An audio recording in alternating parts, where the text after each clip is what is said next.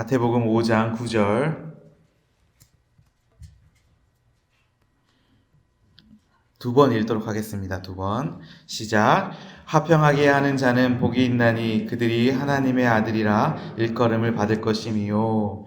화평하게 하는 자는 복이 있나니 그들이 하나님의 아들이라 일컬음을 받을 것이미요. 아멘. 활복 이야기 7번째 시간 샬롬으로 복받는 귀한 시간 되기를 간절히 소망합니다. 여러분 삶 가운데 샬롬 하십니까? 평안하십니까? 화평이 있으십니까? 네.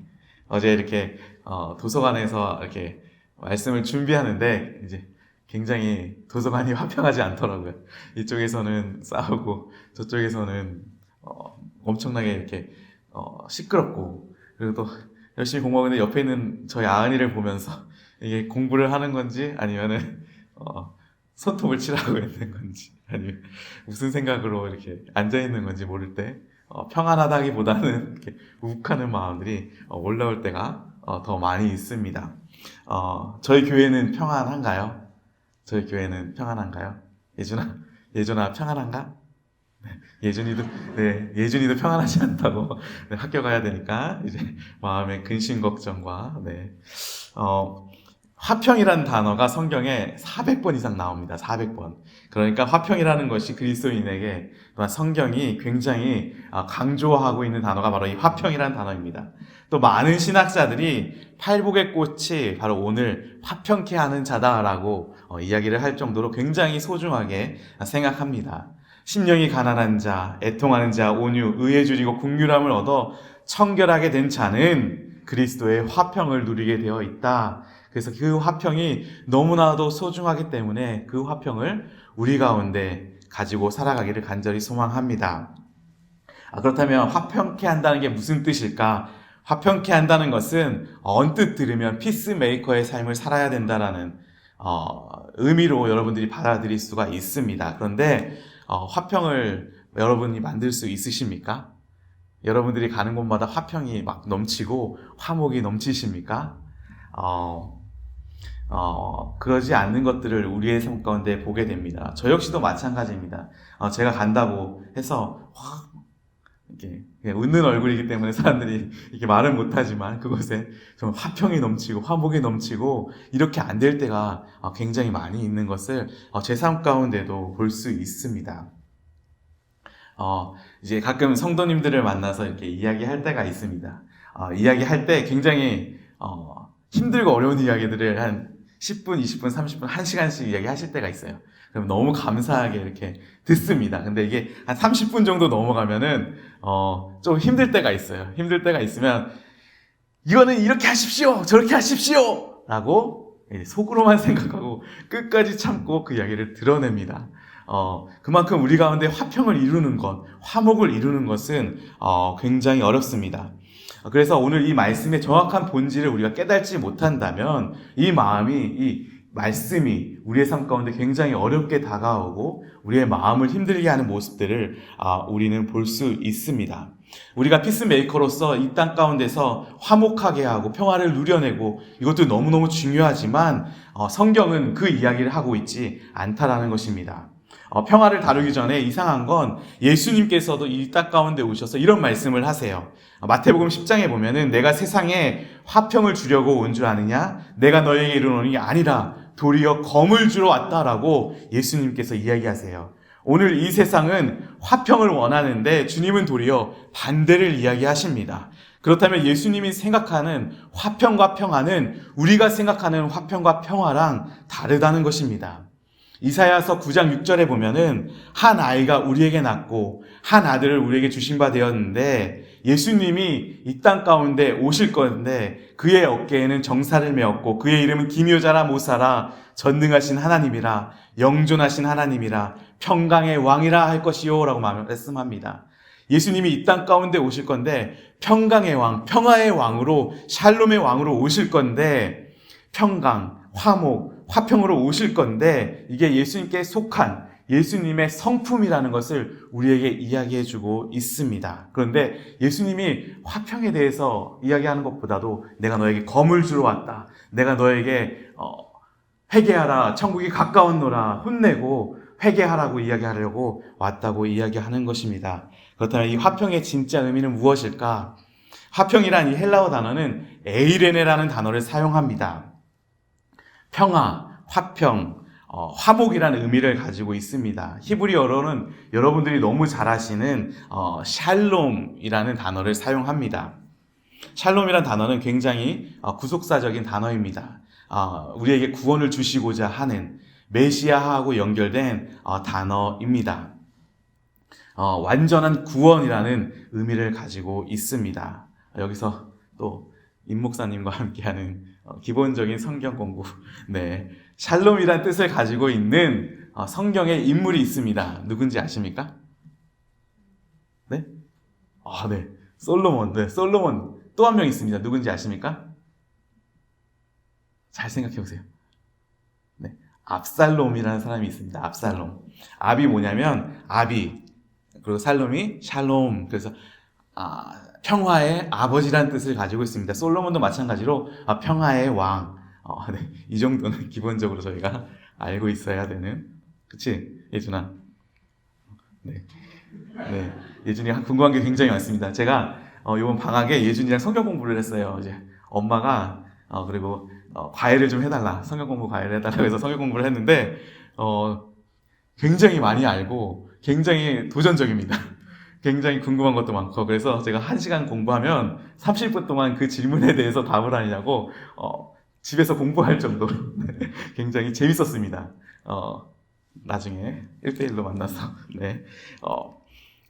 이 평화, 샬롬이란 단어가 히브리어로 어떻게 쓰여 있냐면은 쉰이라는 단어, 파괴하다라는 단어, 그리고 라메드, 권위, 바부, 못, 연결하다는 의미, 맴, 혼돈이라는 이 4개의 철자로 이루어져 있습니다. 풀이하면 혼돈과 연결되어지는 권위를 파괴한다라는 것입니다. 근데 파괴하는데 어떻게 파괴하냐면은 십자가를 통해서, 십자가에서 예수님께서 못 박히신 그 사건을 통해서 파괴한다라는 의미를 가지고 있습니다. 쉽게 이야기하면 혼돈과 연결되어진 권위가 무엇이냐면 원수 마귀입니다. 그래서 혼돈케 하는 원수 마귀의 일을 멸하러 예수님이 이 땅 가운데 오시는데 그 일을 어떻게 해결하시냐면 십자가상에서 죽으심으로, 못 박히심으로 이룬다는 사실을 이 샬롬이란 단어를 통해서 우리에게 이야기하고 있습니다. 즉 예수님 자체가 샬롬이시다라고 이야기를 합니다.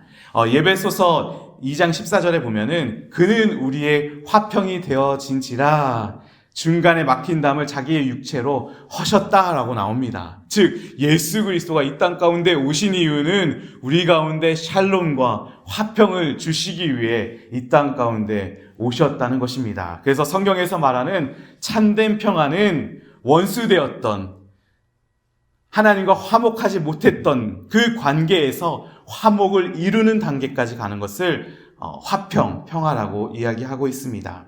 그래서 성경이 말하는 예수님의 직분은 화목하게 하기 위해서 이 땅 가운데 오셨다는 것입니다. 죄로 인해서 죽을 수밖에 없는 우리를 하나님과 우리 사이를 연결시키시기 위해서 쓰셔서 중간에서 양쪽을 연결하기 위해서 예수님께서 이 땅 가운데 오셨다는 것입니다. 이것이 바로 화평입니다. 이 하나님이 인간과 화목하기 위해서 예수님을 이 땅 가운데 보내셨는데 그 예수님이 화평의 꽃으로 이 땅 가운데 오셨다는 것입니다. 굉장히 자료를 찾아보니까 이 샬롬에 대해서 이야기하는 부분들이 굉장히 많더라고요. 근데 오늘은 좀 짧게 여러분들과 함께 나누겠습니다. 샬롬이 가장 완벽하게 이루어졌던 장소가 있습니다. 그 장소가 어디인지 아십니까? 바로 에덴이라는 장소입니다. 하나님과 동행하는, 아담이 하나님과 동행하는 그 화평이 완벽하게 이루어졌던 장소가 바로 에덴이라는 장소입니다. 하나님이 아담을 창조하실 때 우리의 형상대로 아담을 창조하십니다. 복수를 사용하고 있어요. 즉 예수님이 삼위일체 하나님이 창조를 시작하셨다는 것입니다. 삼위일체 하나님을 보면은 하나님, 예수님, 성령님이 완벽하게 하나가 되어진 장면입니다. 이 삼위일체 하나님을 통해서 우리에게 보여주고자 하는 메시지는 완벽한 샬롬, 완벽한 화평을 이루신, 완벽한 사랑으로 하나가 되어주신 그 하나님의 모습을 보여주고 있습니다. 그래서 그 하나님의 화평을 인간과 이루시기 위해서 아담을 창조하셨습니다. 그 아담과 그 화평을 누리고 교제하고 그 은혜를 누리기 위해서 아담을 창조하셨고 에덴을 만드셨다는 것입니다. 그런데 인간의 죄악으로 말미암아 그 모든 샬롬이 깨어져 버렸습니다. 모든 것이 다 깨어져 버렸습니다. 그런데 그럼에도 불구하고 인간을 사랑하신 그 하나님이 언약하십니다. 내가 너로 여자와 원수가 되게 하고 내 후손과 여자의 후손과 원수가 되게 하리니 여자의 후손은 내 머리를 상하게 할 것이요 너는 그의 발꿈치를 상하게 할 것이라 라고 말씀합니다. 우리와 악한 영이 원수가 되어졌고 여자의 후손으로 예수 그리스도가 이 땅 가운데 오실 것인데 그 원수가 예수 그리스도를 죽임으로 말미암아 그 십자가에서 죽음으로 말미암아 결국은 승리하게 될 것임을 우리 가운데 언약하여 주셨습니다. 그리고 우리 가운데 가죽 옷을 입히십니다. 짐승을 죽이셔서 하나님 앞에 나아갈 수 있는 방법, 제사를 우리 가운데 허락하여 주셨습니다. 그래서 제사, 유월절, 성막, 성전을 통해서 계속해서 하나님과 화목하기 위해서 화목 제물을 잡고 제사를 드림으로 말미암아 주님과 화목의 단계까지 나아가게 됩니다. 왕정시대, 또 포로시대, 또 400년 중간기를 걸쳐서 예수님이 이 땅 가운데 오십니다. 하나님이 언약하신, 말씀하신 그 뜻에 따라 예수님이 이 땅 가운데 오십니다. 그리고 그 예수 그리스도가 화목제물이 되시기 위해서 십자가에 달려 돌아가십니다. 마태복음 27장에는 이렇게 이야기하고 있습니다. 예수께서 다시 크게 소리 지르시고 영원히 떠나가시다. 예수님께서 이 땅 가운데 오셔서 십자가를 지시고 죽으셨습니다. 이에 성소 휘장이 성소와 지성소를 맡고 있었던 그 휘장이 위로부터 아래까지 찢어져 둘로 되었다라고 나옵니다. 완벽하게 찢어져서 길이 된 것입니다. 지성소에는 1년에 한 번 대제사장이 백성의 죄를 가지고 하나님 앞에 나아가 용서를 구합니다. 근데 그 길을 막고 있었던 휘장이 완벽하게 찢어짐으로 말미암아 그 지성소 안으로 하나님과의 화목의 단계로 들어갈 수 있는 귀한 은혜를 우리 가운데 허락하여 주셨습니다. 그것은 누가 죽으심으로 말미암아 예수님이 십자가에서 화목제물이 되심으로 말미암아 그 모든 것들이 이루어졌다는 것입니다. 히브리서에는 이렇게 나옵니다. 예수의 피를 힘입어 성소에 들어갈 담력을 얻었나니 그 길은 우리를 위하여 휘장 가운데로 열어놓으신 새로운 살 길이요 휘장은 그의 육체니라 라고 나옵니다. 히브리서 기자는 이야기합니다. 휘장이 찢어짐으로 말미암아 예수 그리스도가 죽어짐으로 말미암아 하나님께 나아갈 수 있는 담력을 얻었다. 귀한 은혜와 사랑을 우리 가운데 허락하셨다라고 히브리서 기자는 이야기하고 있습니다. 그가 각이 띄어짐으로 말미암아 완벽하게 죽어짐으로 말미암아 하나님께 나아갈 그 생명을 우리 가운데 허락하셨다는 것입니다. 근데 여기서 끝나는 것이 아니라 마지막 때 요한계시록 21장 22장에 보면 이렇게 나옵니다. 새 하늘과 새 땅을 우리 가운데 허락하실 것이다. 새 예루살렘 성을 우리 가운데 주실 것이다. 새 예루살렘 성, 평화, 평강, 샬롬의 땅을 우리 가운데 주셔서 그곳에서 하나님과 영원히 살며 그 주님을 누릴 수 있는 그 땅 가운데 우리를 허락하실 것이다. 이것을 우리 가운데 약속으로 주시는 것이 바로 샬롬의 의미입니다. 이 샬롬의 의미가 저와 여러분들 삶 가운데 풍성히 넘치기를 소원합니다.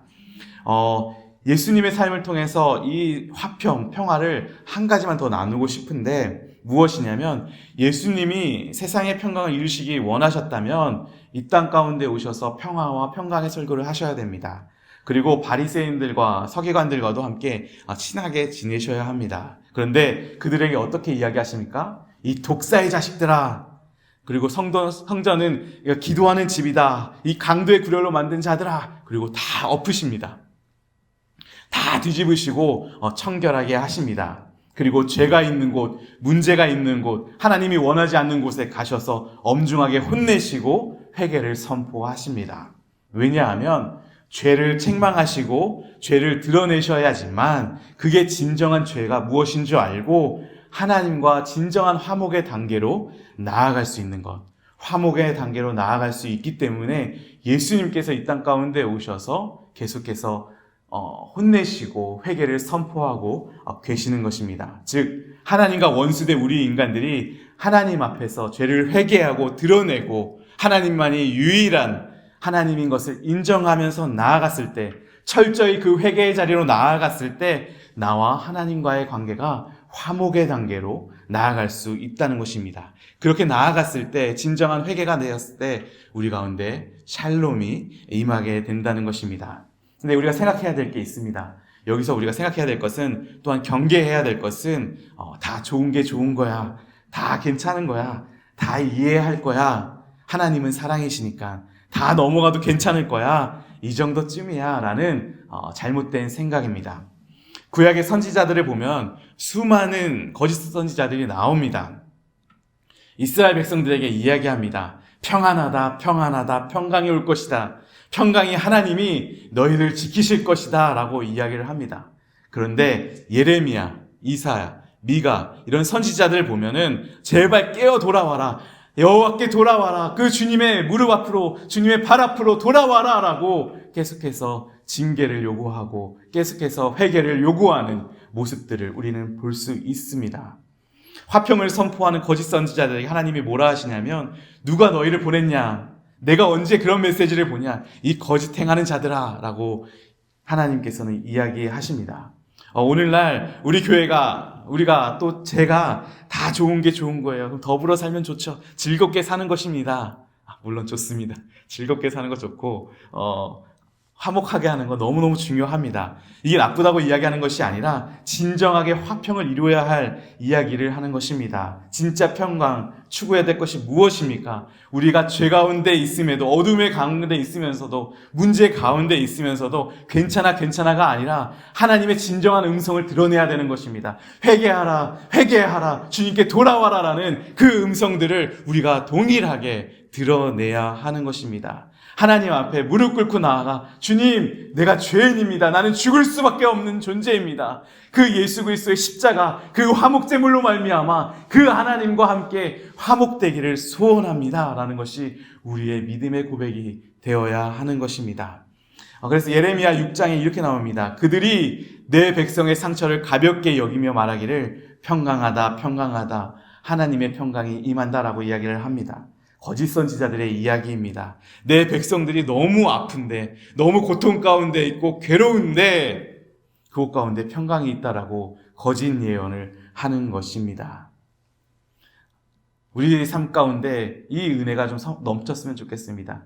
여호와께 돌아가자, 회개하자, 주님 앞에 돌아가서 그 주님 앞에 모든 것을 내려놓고, 이사야, 미가, 예레미야 선지자가 말씀하셨던 것처럼 주님 앞에 나아가 내 죄가 무엇인지를 깨닫고 그것을 주님 앞에 고백하고 그 주님의 평강과 주님의 은혜를 구하는 저와 여러분들이 되기를 간절히 소망합니다. 요즘 목사님들이 이런 이야기들을 굉장히 많이 하십니다. 괜찮으시죠? 힘드시죠? 라는 말씀 굉장히 많이 하십니다. 저도 굉장히 많이 합니다. 그죠? 많이 하죠. 네. 진아야 괜찮지? 진아야? 네. 힘들지? 이런 말들을 굉장히 많이 합니다. 그러면서 이제 성도들이 그런 이야기 합니다. 목사님 이런 때문에 힘들어서 못하겠어요 라고 하는 말들을 굉장히 많이, 괜찮아, 다 괜찮아. 근데 오늘 말씀을 보면서 하나님이 제게 주신 마음은 안 괜찮다. 안 괜찮다. 안 괜찮다. 하나님 앞에 돌아와라. 하나님 앞에 더 무릎 꿇고 기도하고 하나님 앞에 더 충성해라. 저희 담임 목사님이 이제 요즘 들어서 이제 막 이야기 하시잖아요. 새벽 예배 나와라. 무릎에 꿇고 기도하고 주님 앞에 나와라라고 계속 말씀하십니다. 그 음성을 목사님이 그냥 지나가는 음성으로 들으시지 마시고 하나님의 음성으로 들으셨으면 좋겠어요. 하나님 앞에 나아가 여호와께 돌아와라. 여호와께 돌아와라. 하나님 앞에 나와서 무릎 꿇고 기도하고, 우리가 이 땅을 살아갈 수 있는 건 단 하나예요. 무릎 꿇고 기도하고 내가 누구인지를 아는 것. 내 힘으로는 아무것도 할 수 없습니다. 나는 죄인입니다 라고 주님 앞에 고백하며 나아갔을 때 그 주님이 주시는 평강으로, 그 주님이 주시는 샬롬으로 이 땅을 살아갈 수 있다라는 것입니다. 여러분들에게도 도전하고 싶습니다. 제발 하나님 앞으로 나오십시오. 제발 그 십자가의 자리로 나오십시오. 그 보혈의 자리로 나오십시오. 그 주님이 주시는 평강을 이 자리에서 누리시는 저와 여러분들이 되기를 주님의 이름으로 소망합니다. 그렇다면 하나님의 아들이라 일컬음을 받는다고 했는데 이게 무슨 뜻일까? 요한일서 3장 1절에 이렇게 나옵니다. 보라, 아버지께서 어떠한 사랑을 우리에게 베푸사 하나님의 자녀라 일컬음을 얻게 하셨는가? 우리가 그러하도다. 갈라디아서 3장 26절에는 너희가 다 믿음으로 말미암아 그리스도 예수 안에서 하나님의 아들이 되었다라고 선포하고 있습니다. 하나님의 아들로 오신 예수 그리스도를 통하여, 평화의 왕으로 오신 예수 그리스도를 통하여, 화목제물을 통하여 우리도 하나님의 아들이 되었음을 선포하고 있는 것입니다. 여러분들은 하나님의 자녀입니다. 말씀이 하나님의 자녀라고 선포하고 있기 때문입니다. 근데 여기서 조금 더 나갔으면 좋겠습니다. 새 번역에는 뭐라고 나오냐면 하나님이 그들을 자기의 자녀라고 부르신다고 이야기하는 것입니다. 하나님이 나를 내 아들이라, 내 딸이라 라고 선포하고 있는 것입니다. 그동안 우리의 신앙생활을 보면 하나님을 부릅니다. 하나님 도와주세요. 하나님 이런 문제가 있고 이런 고통과 이런 아픔이 내 삶 가운데 있습니다 라고 부르짖습니다. 이렇게 너무 부르짖는 건 너무 중요한데 이렇게 부르짖으면 하나님이 찾아오셔서 그 문제와 함께 하시고 그 문제를 해결해 주십니다. 그런데 이 단계에서 조금 넘어가면 내가 하나님을 부르는 것이 아니라 하나님이 나를 부르는 인생, 하나님의 일 가운데, 하나님의 사역 가운데 나의 이름을 불러주시는 그 인생 가운데로 들어가야 한다는 것입니다.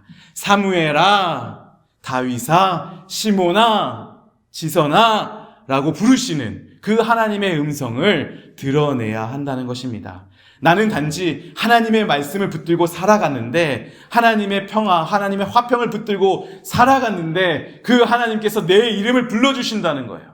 내 이름을 기억하는 것만으로도 감사하는데, 나를 자녀 삼아주신 것만으로도 감사한데, 내 이름을 불러주셔서 그 부르심 가운데 나아갈 수 있도록 그 은혜를 우리 가운데 허락하여 주신다는 것입니다. 그 이름을 불러주시고 우리에게 사명을 주시고 우리에게 힘을 주셔서 그 일들을 감당할 수 있는 하나님의 자녀로 우리를 선택하시고 우리를 불러주신다는 은혜가 바로 이 화평케 하는 자의 복이라는 것입니다. 이 하나님이 불러주시는 음성을 매일매일 듣고 순종할 수 있는 저와 여러분들이 되기를 주님의 이름으로 소망합니다. 그래도 이 팔복 시리즈가 반주 좀 해주시고요. 폭삭, 소가수다에서 나온 폭삭 복받아 쓰다라는 제목을 가지고 나누고 있는데 그래도 한 번 정도는 언급을 해야 될 것 같다라는 생각이 들어서 제가 이 드라마를 보지도 않았는데 예고편과 여러 가지 영상들을 좀 보았습니다. 찾아보았는데 좀 힘들더라고요. 네, 어떤 거를 예화를 써야 될지에 대한 고민이 많았습니다. 근데 어떤 예고편에 이런 장면이 나오더라고요. 주인공이 처음으로 학교에 가는 그 딸 금명이에게 이렇게 이야기합니다. 금명아, 너 학교에 갈 수 있어? 너 못 가겠다 싶으면 당장 빠꾸해. 아버지한테 달려나와 라고 이야기를 합니다. 너무 좋아하네요. 달려나오라니까 너무 좋아하네요. 또 달리기 시합 처음 나가는 딸에게 아버지가 이야기합니다. 너 잘할 수 있겠어? 못하겠다 싶으면은 빠꾸해. 수능 보러 가는 딸에게 수능 보다가 잘 찍다가 잘 모르겠으면, 찍는다는 것도 웃기지만 잘 모르겠으면 빠꾸해. 그리고 결혼하러 가는 그 딸에게 살다가 못 살겠다 싶으면 아빠한테 빠꾸해. 계속해서 빠꾸해라는 단어를 사용합니다. 아빠가 항상 여기 서 있을 테니까 달려 나오라고 이야기합니다. 괜찮아. 실패해도 넘어져도 괜찮아. 항상 아빠가 그 자리에서 너를 지켜줄 거야 라는 그 영상을 보면서 제 마음이 굉장히 은혜가 되더라고요. 여러분, 하나님의 자녀로 일컬음을 받는 우리의 담대함이 무엇입니까? 빠꾸하는 것입니다. 빠꾸. 항상 그 자리에 서서 화평, 평강을 허락하시는 그 하나님 품으로 돌아가는 것입니다. 그 하나님의 품으로 돌아갔을 때 우리를 책망하시거나 우리를 혼내시거나 우리를 버리시는 것이 아니라 그 하나님의 성실하심으로 우리를 붙들어내시고 우리와 함께 하시며 우리를 지키시고 우리를 평생 우리를 인도하신다는 그 은혜가 저와 여러분들 가운데 있기를 소망합니다. 그래서 그 하나님이 여러분들에게 뭐라고 말씀하시냐면 한번 잘 들어보세요. 이사야서 43장 1절과 2절 말씀입니다. 야곱아, 야곱아, 너를 창조하신 여호와께서 지금 말씀하시느니라. 이스라엘아, 너를 지으신 이가 말씀하시느니라. 너를 두려워하지 말라. 내가 너를 구속하였고 내가 너를 지명하여 불렀나니 너는 내 것이라. 내가 물 가운데로 지날 때에 내가 너와 함께 할 것이요 강을 건널 때에 물이 너를 침몰하지 못할 것이며 내가 불 가운데 지날 때에도 타지 아니할 것이요 불꽃이 너를 절대 사르지 못할 것이라고 이사야서에선 이야기하고 선포하고 있습니다. 우리의 삶이 어렵고 힘들고 고난 가운데 있고 질병의 문제로, 관계의 문제로, 비즈니스의 문제로, 자녀의 문제로, 관계의 문제로 힘들 때가 있습니다. 그런데 하나님께서는 이야기하세요. 그 가운데로 지날 때 내가 너와 함께 할 것이고 그 문제가 너를 침몰하지 못할 것이고 절대 타지 아니할 것이며 그 작은 불꽃이 너를 절대 사르지 못할 것이라고 하나님께서는 위로하시고 선포하고 계십니다. 어떻게 그럴 수 있습니까? 우리의 이름을 아시고 우리의 이름을 불러주시며 우리에게 말씀을 주시고 내가 너를 구속했어, 내가 너를 지명해서 불렀어, 내가 너의 아버지가 되어 라고 말씀하시는 그 하나님이 우리 가운데 계시기 때문입니다. 그 놀라운 사랑이 우리 가운데 있습니다. 그 엄청난 사랑이 우리 가운데 있습니다. 그 신이신 예수 그리스도가 이 땅 가운데 오셔서 그 인간의 몸을 입고 가장 고통 가운데, 가장 아픔 가운데, 가장 눈물 가운데 들어가셔서 그 십자가에서 화목제물이 되어주시고 그 평화를 우리 가운데 선물로 주십니다. 오늘 찬양했던 이 찬양이 평안에 대해서 굉장히 정확하게 이야기하고 있습니다. 평화, 평화로다. 하늘 위에서 내려오네. 그 사랑의 물결이 영원토록 내 영혼을 덮어주시옵소서. 내 영혼의 그 깊은 데서 맑은 가락이 울려나와 하늘 곡조가 되니 내 영혼을 고이쌉니다. 이 땅 위에 험한 길 가는 동안 참된 평화가 어디 있습니까? 우리 모두가 나를 위해 화목제물이 되신 그 예수를 친구 삼아 참 평화를 누릴 수 있습니다. 그 주님만이 주시는 평화, 그 주님만이 주시는 샬롬, 그 삶을 가지고 오늘 하루도 살아가고 또 한 학기를 그 평화로 지낼 수 있는 저와 여러분들이 되기를 주님의 이름으로 소망합니다. 이 시간 좀 같이 기도했으면 좋겠어요. 하나님은 창세 전부터 우리에게 이 평화를 주시기 위해서 준비하고 예비하시고 은혜를 허락하여 주셨습니다. 주님, 이 땅 가운데 오셔서 우리를 위해 십자가 지시고 죽으심으로 말미암아 그 평화를 우리 가운데 주셨습니다.